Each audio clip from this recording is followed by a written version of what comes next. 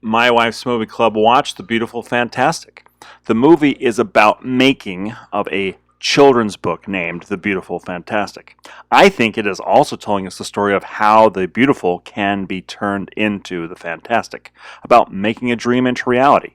How can this be done? What are the obstacles? Well, while the film is not a comprehensive or serious attempt to outline that process, it does deliver a sweet story that hints at a balance that can be found. That balance will lead to a beautiful, fantastic life, even for the odd duckling, through the interactions with other odd ducks.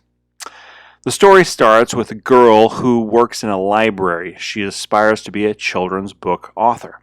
We are told she is odd. How odd? Well, she has organized the inside of her home, but not the outside, and not with her time. She is late for everything. She's habitually late for work. She dresses in dark clothing, not much color there. Okay, so far, not that odd, but she was found as a baby abandoned by a duck pond and has an affinity for ducks. She is afraid of plants, or at least she's supposed to be afraid of plants. And she has mild OCD. And she has been avoiding her backyard like she avoids the actual writing of anything. Her name is Bella, and Bella is always late for work. Why? Is it because of her OCD, her cleanliness habits, or is there more to it? Unclear.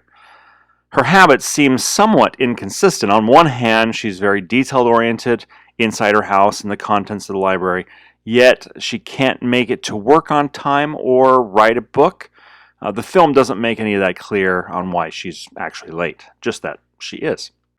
We do see a handful of times that she's absent-minded about the time, but we interpret that as, she was just focused on that for that time. It doesn't explain the chronic lateness that we keep seeing. Either way, the film is trying to say Bella is out of balance, and this is preventing her from accomplishing and doing what she wants and desires. In this story, there is a bird called Luna who doesn't know how to fly, but we really believe she's supposed to fly. The bird is Bella. She is not doing what is needed to write her story. One thing Bella is not doing is taking care of her backyard. She is avoiding the task. She has taken care of the insides of the house, but her focus on that one task has resulted in her neglecting all the others. Balancing of your life should not be thought of as doing a lot of things all at the same time, like a plate spinner, but at doing all needful things in their turn.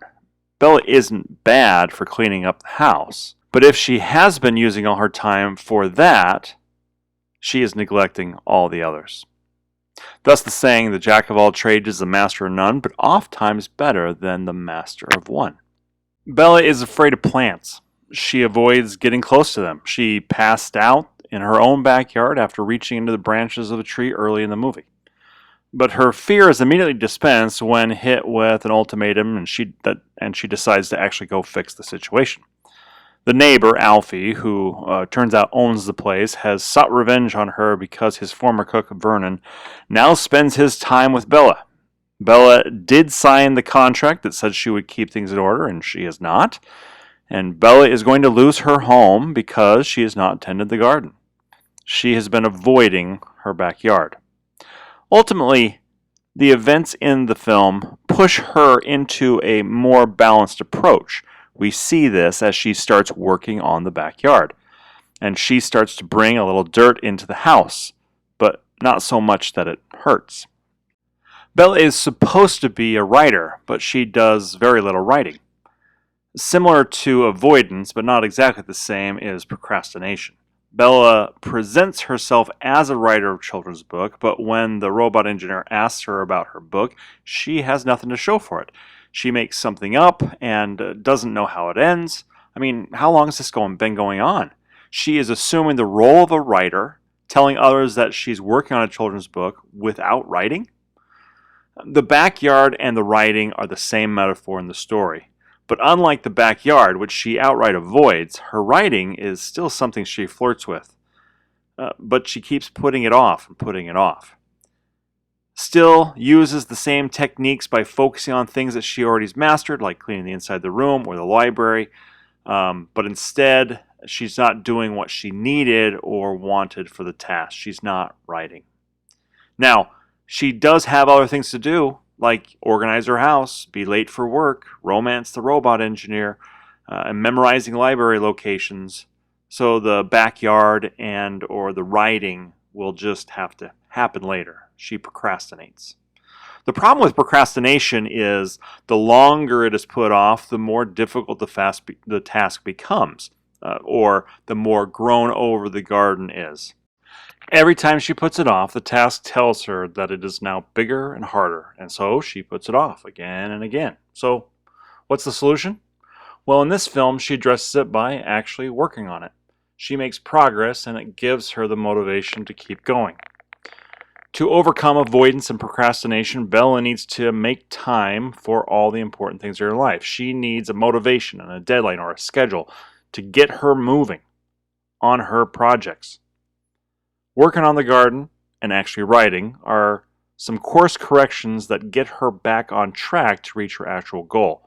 Instead of avoidance and or procrastination, she should set a schedule, determine what is important, what is urgent, what is not, and prioritize them all, ensuring to make space or time for all of it. Bella now needs one more thing, a push.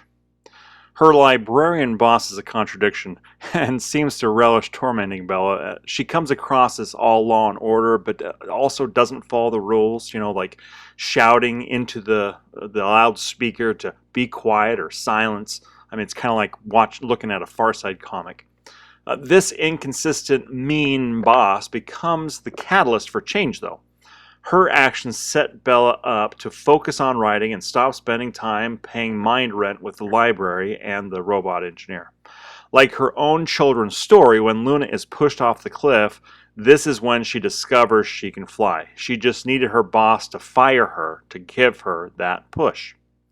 The storm is similar and not a subtle metaphor, but it is destructive, and it came after all that hard work. But it shows Bella how to prioritize and what is most important. It teaches that some things are more important than others, and when the world falls apart, we are left to make decisions on what is really important. For Bella, it is her writing. She just needs to clear away the weeds and protect the important things from the storm. So, like the garden and writing are the same metaphor, her getting fired and the storm become the same metaphor. The storms of Bella's life make this point over and over, and the lesson remains to protect the most important things. She has no money to pay the cook. Ignore it. It doesn't matter. When she sees the robot engineer with another woman, she runs away, not addressing or processing it. She cries, but her neighbor convinces her to keep on going. Ultimately, she does not address it at all, like her backyard for a while. And then we find out it wasn't him at all. I mean, wow, that came out of nowhere. I mean, just what? I mean, I get it, assumptions can hurt us, but while I was watching this, I think my exact response was, I guess that's a thing. And then the film doubles down on the absurdity when it reveals that it's not just a twin, it's a triplet. Aha, see? We're not that predictable. Oh, okay, anyway, I guess that can happen, but I mean, why? I mean, what was this? Anyway, enough about that. Moving on. So she has storms in her life, and these storms teach her to focus on the important things first. But should she have quit her job and focused on writing without being fired? Or should she have taken a break from the robot builder and focused on her writing without the misunderstandings? Well, balance is never that easy. This is the hard decision, the one that separates the vision from the reality. How does the film tackle this difficult choice? Well, it takes a shortcut. She is fired, and the storm just happens, and she misunderstands the twins triplets thing. Like Luna the bird in her story, she is pushed off the cliff. She didn't decide to jump and fly. She's pushed and then flies. She doesn't make the hard decisions due to learning something important. Instead, the decisions are made for her. However, the lesson is still there, and we can see that with no risk, there's no reward. Taking the risks can go very badly. Someone has to pay the bills. What will happen when you jump or fall off the cliff? It's not clear. And Vernon, the cook and the father of twins, he presents us with that reality. He lost his wife, his job, and basically forced his way into Bella's life. The balance is hard to see here. There may not be a clear point, but it could mean that the risk is always worth it. It just did not end up the way he wanted, but his life is better for the experiences that he's had. On a side note, I'm not sure why Billy was needed since we already had Vernon. I mean, why weren't they the love interests? It just seems more natural to me. And those twins, I mean, come on. It kind of looks like they need a mother. Just saying. Anyway, so back to the question. Does her focus on her writing, her goal, mean that she has no time for anything else? No. She does have time for a boyfriend, a housemate, a crotchety old neighbor. The answer is life is a balance. Now, Bella started this film as an odd duck, surrounded by odd ducks. Her life was out of balance. Her focus was wrong, and she was spending time in wrong things. Through her interactions with her crazy cast of characters, she gets more balanced and accomplishes her goal. She writes and publishes her first book, and it's well received. Bella's writing required a better balance, to stop avoiding and procrastinating, to do some hard work. There will be some setbacks, some passion, inspiration, and creativity involved as well. But by facing the obstacles and interacting with others, she was able to overcome and accomplish. Her dreams were made into reality. In summary, The Beautiful and Fantastic is a lighthearted movie. And as a result, the lack of reality and responsibility are okay. We can just assume that they are there somewhere. We just accept that Bella is odd, even though she's like 95% of the people we know. If they were actually odd or weird, it might ostracize us from the character in the movie, so it's fine. We accept that her interactions with others made them both better. We accept that ultimately everything works out. We look past the financial realities and focus on the raindrops on roses and whispers on kittens. When I think of this movie's themes, I think it's like making a live-action movie out of a children's book. Keep in mind, it's not a young adult novel or a book, but a children's book. Complex ideas are only held in metaphor and allegory. So, for example, imagine if you were making a movie out of a children's book. The children's book, If You Give a Mouse a Cookie. You could put some characters in the story that were thinking ahead and, the slippery slope of consequences. Like for this movie, you would say, Belle recognized that if the garden is not tended, she may end up sleeping in the park. Or how about, but not the hippopotamus? Okay, could this story be about those who are left out and need to be invited? Just like Belle recognizes Vernon and Alfie and Billy are better together than apart.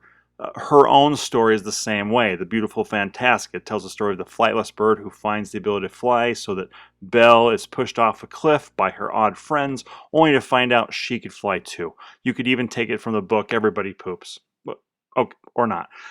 In each of these cases, it would really take some doing to make it a compelling story that appeals to every age and audience. And to me, that is this movie.